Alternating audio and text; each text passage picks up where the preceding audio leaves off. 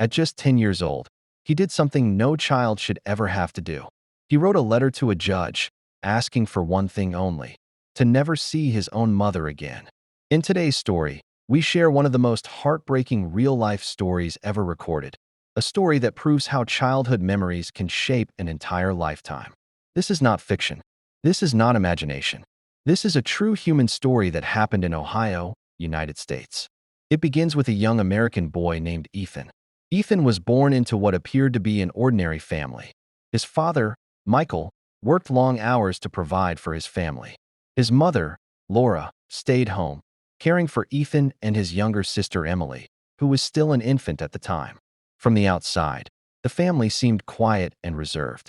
They lived in a modest home, in a calm neighborhood, far from the noise of the city. But inside the house, things were very different. The relationship between Michael and Laura had been slowly collapsing. Financial pressure, emotional distance, and unresolved conflicts turned everyday life into a constant state of tension. Arguments became frequent, and silence filled the home afterward. Ethan was too young to understand what was happening. He only knew that his parents were often unhappy. One evening, a disagreement between Michael and Laura grew more intense than usual. Voices were raised. Fear replaced reason. Ethan was in the living room, playing quietly on the floor. His sister Emily was in Laura's arms. In a matter of moments, the argument escalated into a tragic event that no child should ever witness. Ethan saw his father fall to the ground. The house became silent. Confusion, fear, and shock filled the room. Instead of reacting calmly, Laura panicked. Overwhelmed by fear, she made decisions that would later define her future forever. Authorities were eventually alerted, and Laura was taken into custody. Michael did not survive that night. Ethan was only 4 years old. That single moment became permanently engraved in Ethan's mind. As he grew older, the memory followed him everywhere. He suffered from recurring nightmares, sudden fear, and deep anxiety. Loud arguments terrified him. Silence frightened him even more. Therapists described his condition as severe childhood trauma. Emily, being too young to remember the event, adapted more easily. But Ethan remembered everything. Every detail. After the incident, Ethan and Emily were placed into foster care. Their lives changed completely. They moved from home to home, trying to adjust to a world that no longer felt safe.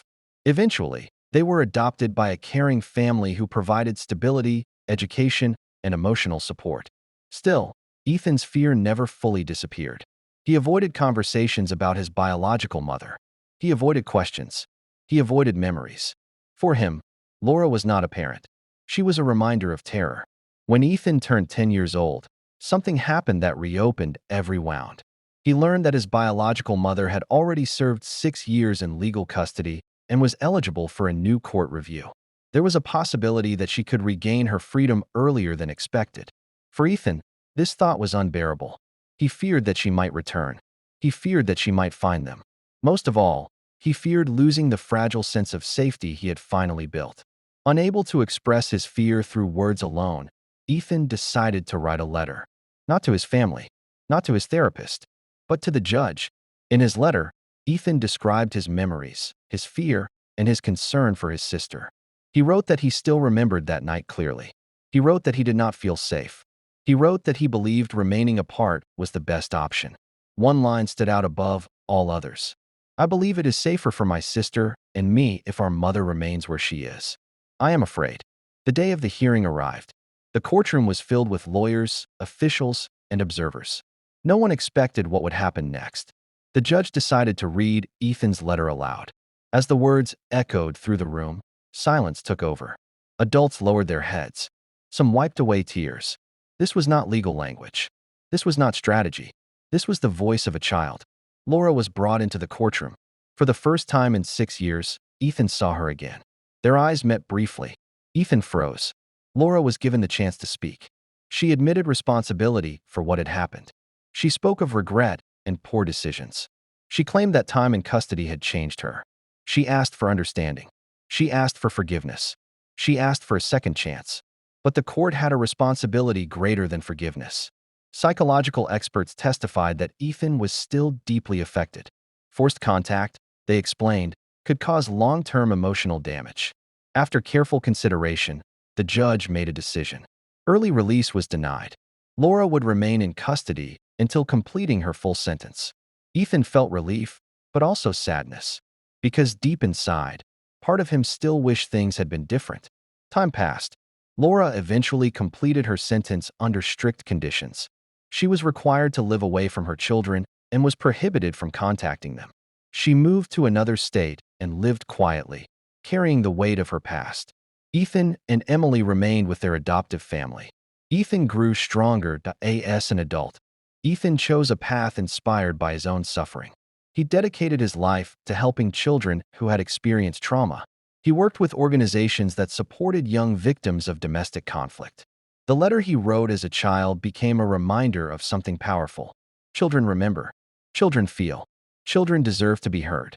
This story is painful, but it carries an important truth. Violence does not end when the event is over.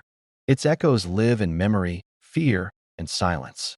But with care, understanding, and time, those echoes can become strength. Sometimes, the bravest voice in the room is the smallest one. Some memories never disappear. They don't fade with time, and they don't leave when childhood ends. But sometimes, pain can be transformed into strength. This story reminds us that even the smallest voices can carry the greatest truth, and that healing begins the moment someone finally listens. If this story touched your heart, remember, there are many more real and powerful human stories waiting to be told. Subscribe to the channel and turn on notifications so you don't miss the next story. Because every story matters, and the next one might change the way you see the world.